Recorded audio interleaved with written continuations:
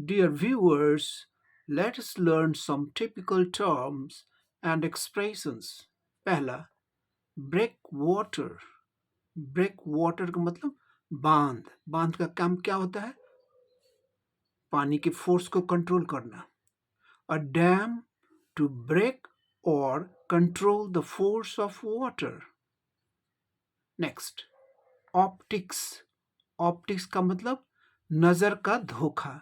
जैसे कि उदाहरण के रूप में कोई व्यक्ति बाहर से शांत और सभ्य दिख सकता है, पर अंदर से वह एक क्रूर और आपराधिक चरित्र का हो सकता है। यही नजर का धोखा है। जो बाहर से दिखता है वो भीतर नहीं है। ऑप्टिक्स इसी को कहा जाता है, नजर का धोखा। Next, all out assault. All out assault का मतलब पूरा सफाया करने की दृष्टिकोण से किया गया आक्रमण।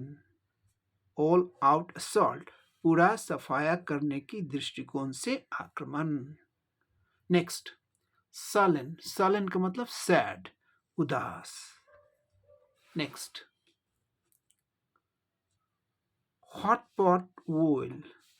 हॉट पॉट ऑयल का मतलब जला हुआ तेल। जैसे तेल को बार बार एक ही तेल में कोई चीज को छानते छानते तेल जल जाता है, उसी को हॉट पॉट ऑयल कहा जाता है। Next, Jerry can. Jerry can का मतलब इसको अपभ्रंश के रूप में जर्किन भी लोग बोलते हैं, लेकिन इसका सही उच्चारण जेरी कैन है। जैसे कोई प्लास्टिक का डब्बा या मेटल या प्लास्टिक का डब्बा जिसमें कि हम तेल या पेट्रोल इत्यादि रखते हैं, उसी को जेरी कैन कहा जाता है। Next, fanfare.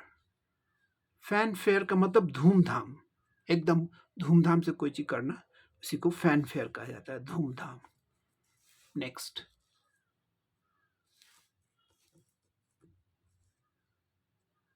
डॉनिंग का मतलब वर्ब के रूप में वियरिंग, लगाना। जैसे उदाहरण के रूप में he has dawned a leather jacket, मतलब वह एक लेदर का जैकेट पहन रखा है, पहना है ना। तो ये क्या हुआ? लगाना, वेयरिंग के रूप में इसका डॉन का हो गया। ये वर्ब के रूप में आ गया।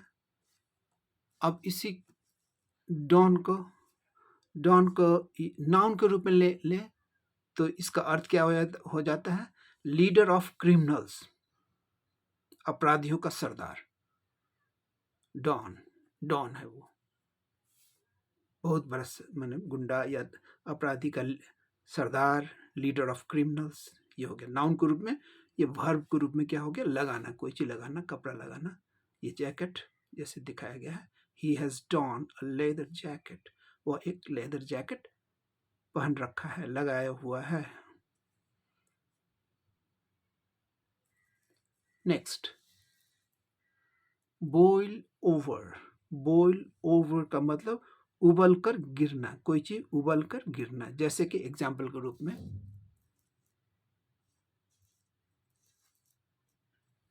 The milk is boiling over, मतलब दूध उबल कर गिर रहा है।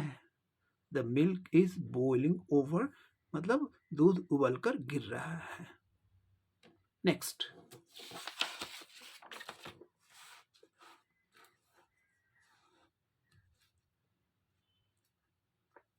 What wrong has she done to you. इसका हिंदी में अर्थ क्या हो जाएगा? उसने तुम्हारा क्या बिगाड़ा है। What wrong has she done to you, उसने तुम्हारा क्या बिगाड़ा है। Next, serve the hot dish. Serve the hot dish का मतलब गरम गरम खाना परोस दो, गरम गरम खाना परोस दो। Next, she is speaking over the rice का मतलब वह चावल बीन रही है। चावल में कोई कंकर पत्थर कुछ है तो उसको बीन रही है। She is speaking over the rice, वह चावल बीन रही है। Next,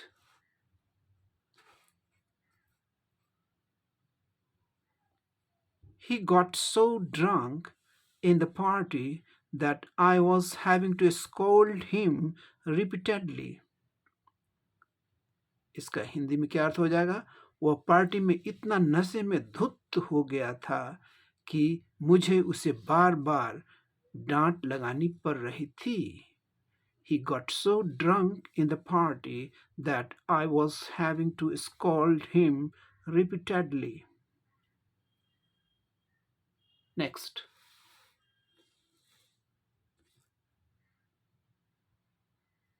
A genius is born now and again. Now and again ये फ्रेज है, इसका अर्थ क्या हो जाएगा? कभी कभार, रेयरली. हिंदी में क्या अर्थ हो जाएगा? प्रतिभाशाली व्यक्ति कभी कभार ही जन्म लेता है. यानी ऐसे भी कह सकते हैं प्रतिभाशाली व्यक्ति का जन्म कभी कभार ही होता है.